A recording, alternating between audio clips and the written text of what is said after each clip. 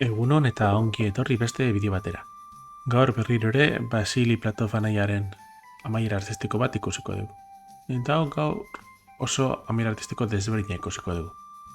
Dakagu, 3 pieza txikien da maren aurkako borroka.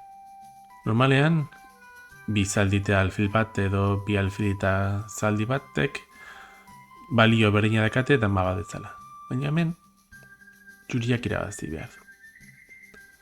Lehenengo mugimendua nahiko naturala atortzaigu. Xake ematea. Jake. Adarreke betzak ezin duelako B zutabera mugitu. Lauki guztiek babestuta daudelako. B4 zaldi honekin, B5 alfilarekin eta B6 beste zaldiarekin. Beraz, bi mugimendu bakarri baitu.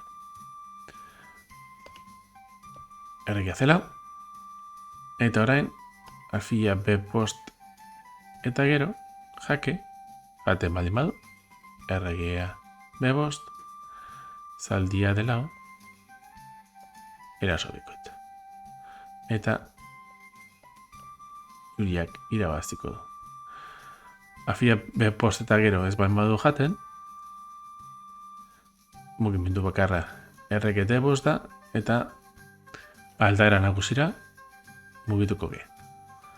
Hau da, zaldia lau eta gero, D5 mugitzen baldin bada. Alfila.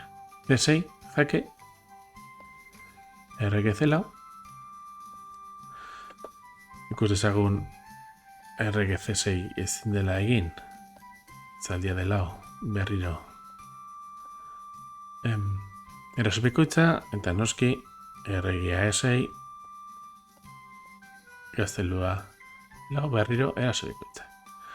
Beraz, C4 da hemen mugimendu bakarra. Tarain, alfila B5, lehen ikusi dugu segetatzen den. Jaten baldin bada, erregia D5, noski, erregia B3 zaldia de lau, beraz erregia D5 eta gero, eta orain dator mugimendu magikoa. Alfila D3. Eta dama beltzak ez daka laiki onik. D7 edo D8 mugitzen baldin bada, zaldia B6, D3 baten baldin badu, zaldia B4,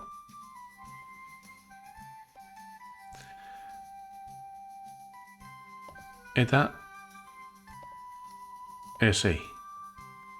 E6 mugitzen baldin bada, zaldia B4, mate da, oso mate polita. Eskerrik asko hor egoteagatik eta hurrengo bideo batera arte.